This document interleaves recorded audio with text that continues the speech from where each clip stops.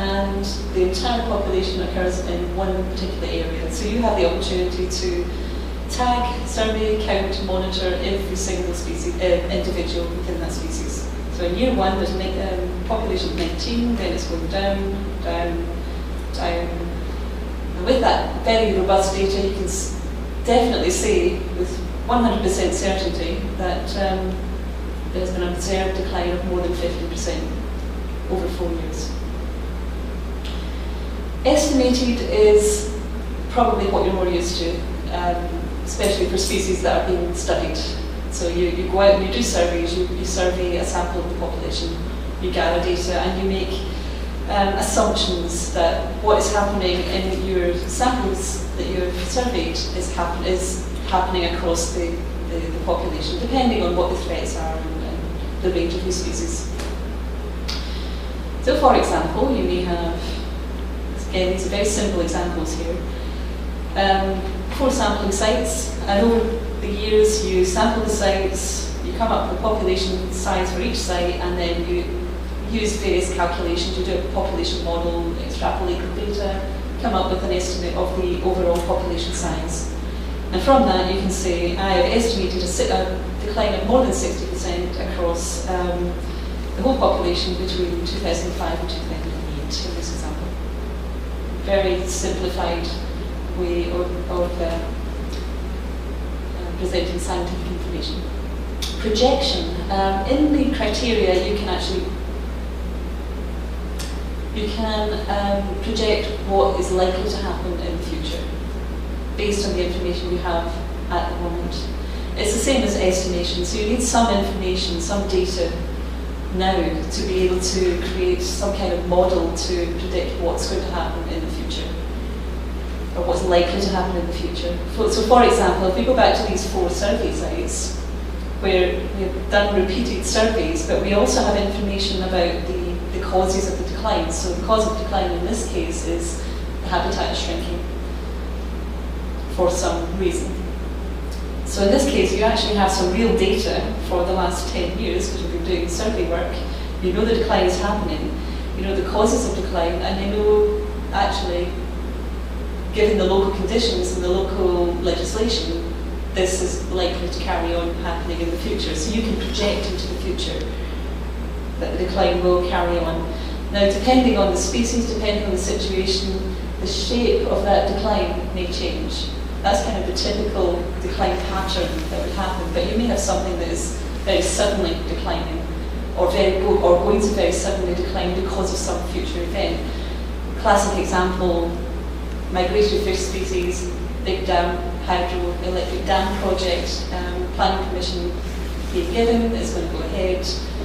Nothing, as far as you know, is being put in place to allow this fish to carry on upstream to its spawning grounds. It's going to go through a fairly rapid decline. It's not going to be able to breed for very much longer. Inference, we're going to the weaker data quality levels now. So inference is where you have variables that are indirectly related to the thing that you're trying to measure, but they're in the same kind of general type of unit. So the example here might be you may not have actual estimates of population size gathered from doing surveys of the population in the wild. So again, I'm using a fish as an example here. But you may have trade estimates. So in this case, you've got actual trade estimates showing that the population, the trade figures are going down for the species. So you could infer from that information that there is continuing decline in the wild population because the catches are decreasing. Now, obviously, you've got big assumptions there. You're assuming that the people catching the fish are still targeting that species, and that they're not targeting another species because that's more commercially valuable, or people are just finding the other species more tasty, so they're catching that one instead. So you've got to document those assumptions. And then we have the weakest data quality that we do still allow in the reg list. You can suspect what may be happening in the wild based on circumstantial evidence, or based on information on variables of different types of units. So the typical example here is you have information about the rate of habitat loss, but you don't have any information about actual population sizes over time. So you're suspecting a particular rate of reduction based on the rate of reduction of habitat available. So you need to know something about the relationship of that species with its habitat to be able to say this has declined by X% because Y% of the habitat has been lost. And that's the exact example that we're showing here. So you have an amphibian species occurring, absolutely needs this aquatic resource which has been shrinking at a particular rate over time. If you know enough about the relationship of that species with that resource, then you can suspect a reduction at a particular rate. So in this fictitious example, we're suspecting there's been 50%, at least 50% reduction because at least 75% of the habitat has been lost. So it's the weakest of all data quality, but it's still allowable in the reg list as long as it's documented. Yeah. Certainly, if I want to somehow provide information to inform basis for species, for example, a population of, say, a private species, and I want to incorporate whole land exposure to, let's say, hurricanes in a range over the last 10 years, 20 years, has passed through the known geographic area of the species. That would be like unfair.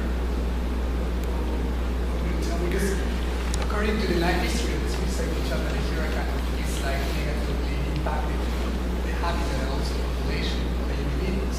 But then I'm not sure to what extent actually the population has been declining early on. Because I don't have the funding through the census every year. So when I can use like a global level, I can just use the historical distribution data for hurricanes that right now I can see like, let's say like over the last 10 years, there's been like 25%, 50% of the entire range exposed to hurricanes. So I wonder to what extent it will be like. Then you're looking at suspected, if they're suspecting that kind of range. But as I said before, I wouldn't worry too much about the exact details. Because we're looking at having funding to look at this in more detail, and we're looking at a catastrophic event coming through locally, which may be increasing various factors like changes. Then I would say suspected probably, but it is that borderline suspected. But again, I wouldn't worry too much about spending lots of time thinking this is suspected. It's certainly not estimated, and it's not observed in the sense that you observe it. Yeah, exactly. No, because let's say because there's nothing to do with actually just to make one single visit to check whether actually the habitat is being destroyed or not. You are assuming that it's being destroyed, but you can see the news, but you only have the data like showing how the hurricanes for the last year, something like overlapping. Not, for example, not the entire species range, but for example, just the polygons where there is more likely to be a problem. So, yeah, I would and you would also have to have information about how it's affecting the whole range as well, what's happening on bits of the range to get that overall sort of percentage reduction. You can certainly say there's been an observed decline in the habitat. But depending on the frequency of those hurricanes coming through, is the habitat recovering sufficiently before the next event comes through to destroy it? So.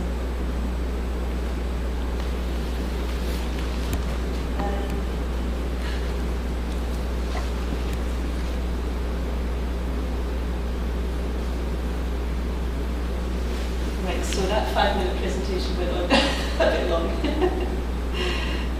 I think it was necessary.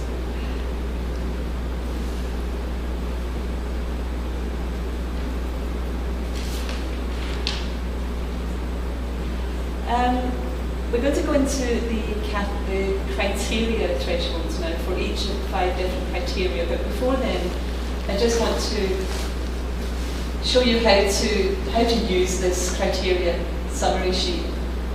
You may have worked it out already. It's actually improved a lot since the first version that we had, but I'll go through to show you. This is just a quick reminder. I've said this several times already. The actual assessment code is made up of the category and the criteria. So in this case, rabbit's fringe-limbed tree frog. The category is critically endangered, and the abbreviation there is CR. And the criteria are laid out here. Now, to me, these criteria tell the story. To you, if you're not familiar with the criteria yet, which you will be by the end of today, it just is a bit of confusing coding. So to me, this tells me this species has undergone a population reduction in the past 10 years or 3 generations of more than 70%. I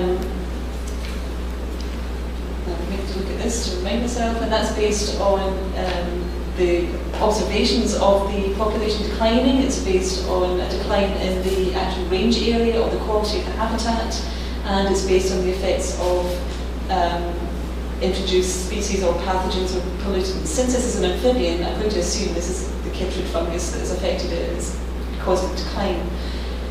This code also tells me the species has a very restricted extent of occurrence. It occurs in just one location, or the population is severely fragmented, and there is ongoing decline in the continuing decline in the habitat quality, or the range or area of habitat. So just by looking at that code, I can tell all of that information because I'm familiar with the criteria, and I have the sheet. But of course, someone looking at the website won't know that if they're not familiar, so they need the supporting information as well. So the criteria, we have 5 different criteria. Criteria A, B, C, D, and E. And they all deal with slightly different aspects of extinction risk. And each of them has a series of quantitative thresholds which can be used to guide your species into one of the 3 threatened categories. And as I said earlier on, if your data do not fit any of the thresholds at all, so your species is not falling into any of these 3 categories, you then have to look at the data more closely to decide, is it close enough to be near threatened, so is it sitting just here, or is it so far out the category, the criteria thresholds that it's actually least concern, or do we not really know, is it so vague that the species could be anything from critically endangered to least concern, or even extinct. So looking at the summary sheet, it's laid out with all 5 criteria sort of running down the page, and the threatened categories running across the page. So the threatened categories appear at the top of the page and at the top of each of the criteria sections, so it's a reminder of what the thresholds below mean. The criteria are all running down the page, and if you look at down the columns underneath, for example, critically endangered, all of the thresholds for each of the criteria related to critically endangered all fall within that sort of reddish band down the page. Endangered is the orange band, and vulnerable is the yellow band. You will become very familiar with this document by the end of today, believe me. Okay, I'm going to start going into the criteria thresholds. Now, after each, how we're going to do this is I'll go through criteria A, and then what I want you to do is to break into 2 or 3 groups. I would suggest, well, up to you really. You can have 2 groups of 3 or 3 groups of 2. Yeah, there was 6 people here. And I've set out on these 3 tables, one at the back, one here and one here, the materials you'll need to go through the exercise. We've got one case study for you to read through, and then we'll want you to apply criteria A, and I've got a flip chart sheet there for you to actually note down your findings. And and then we can go through it. And then we can go into criteria B, do the same thing, C, D, and E, do the same thing, just to get you used to each of the criteria without having to remember it all and then do it all at the end, okay?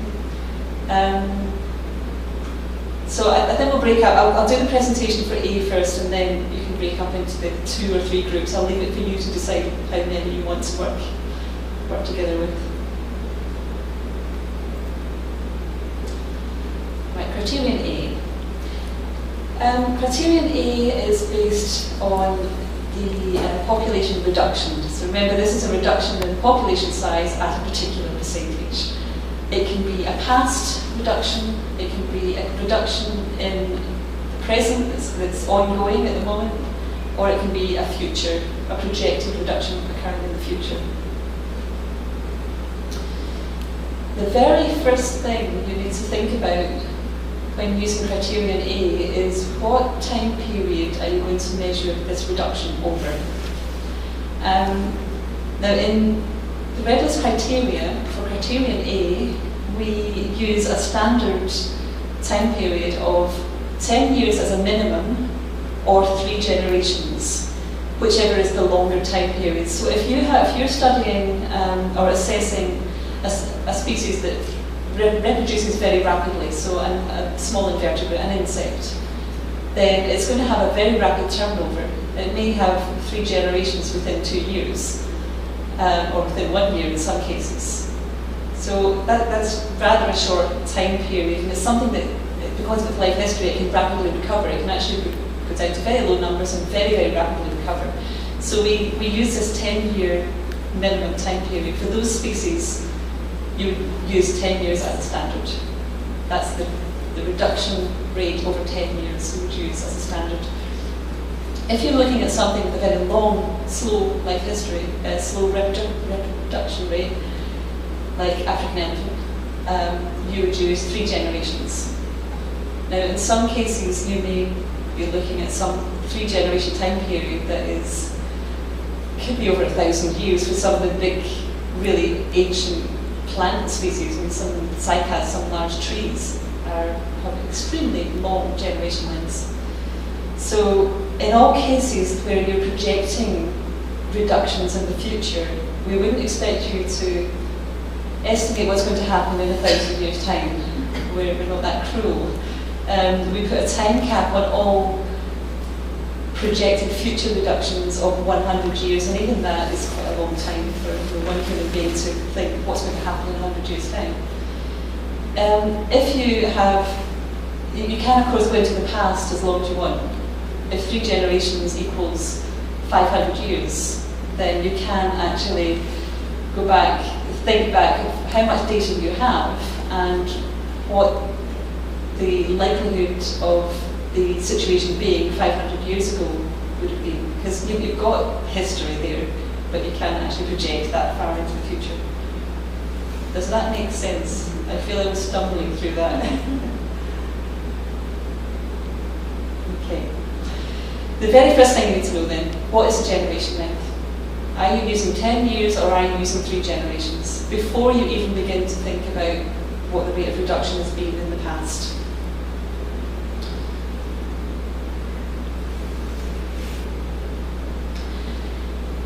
Now, there are 4 sub-criteria under criterion A. You might think that's complicated, but we haven't got to criterion C yet. That's even more complicated. There is A1, A2, A3, and A4.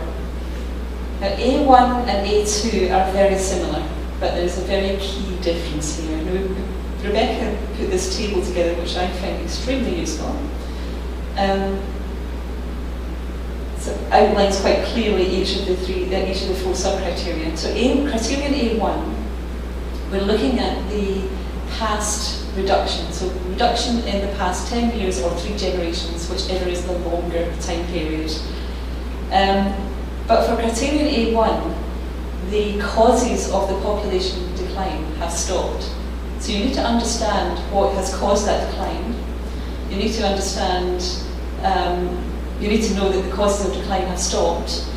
And you also need to know, which isn't in this table, you also need to know that the population is able to recover. So in effect, the decline has happened, the causes have stopped now, and that population is actually starting to show recovery, starting to go back up again.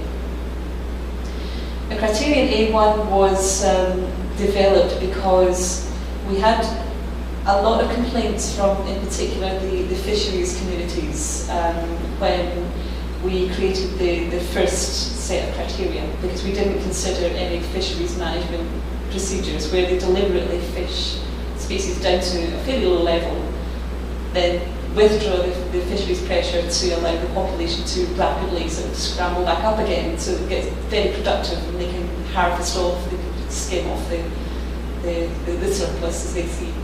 So that's their way of managing fisheries. This is our way of accounting for that in an extinction risk assessment. The user guidelines goes into much more detail about criterion A1 and all of these sub-criteria, in fact. Criterion A2 is also for past population decline, but in this case, we either don't understand what's caused the decline, maybe it's decline that the population isn't able to recover, or the decline is ongoing. So basically, A1, it's gone through a decline and the decline is stopped now and it's starting to recover. A2